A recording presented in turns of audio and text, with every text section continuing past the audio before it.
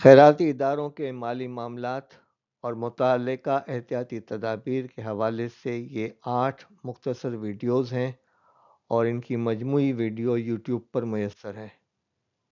دیکھیں، ہمارے ہاں عام طور سے ایسا ہوتا ہے کہ ڈونرز اپنا نام ظاہر کرنا نہیں چاہتے، اس لیے کہ ایک تو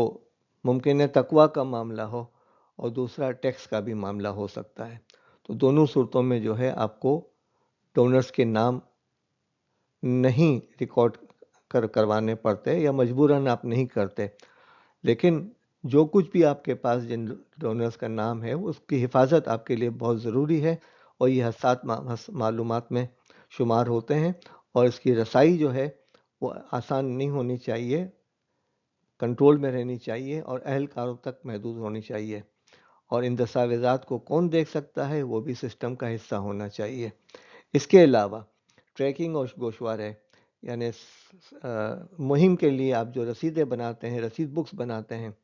تو رسید بک 50 کی بنائیں گے، 25 کی بنائیں گے یا 100 کی بنائیں گے، تو جتنی رسید بکس بنائیں ان کا سیریل نمبر ہونا چاہیے، پرفوریٹڈ ہے یعنی آمنے سامنے ہے، یا کاربنائزڈ ہے یعنی اوپر نیچے ہے، ان دونوں صورتوں کے اندر آپ کو کنٹرول کی بہت ضرورت ہے۔ جتنی رسیدیں چھپائی گئی ہیں ان کی تعداد آپ کو معلوم ہونا چاہیے، جن افراد کو رسید بکس دی ہیں ان کا ریکارڈ رکھیں، جب رقم جمع ہو تو پھر مرکزی طور پر ایک جگہ رقم جمع کرانے کا اہتمام کریں، اس بات کی احتیاط کریں کہ لوگ جتنی رقم جمع کرتے ہیں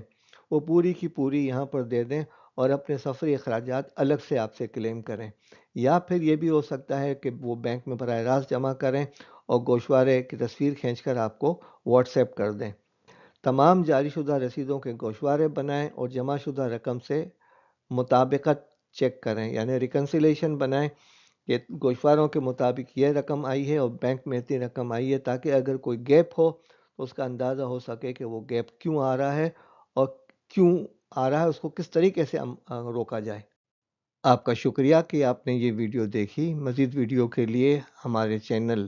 یوٹیوب پر انگریزی میں بشیر جمعہ لکھ کر تلاش کریں اور اس ویڈیو کے ذریعے سے اجتماعی تربیت کا اہتمام کریں۔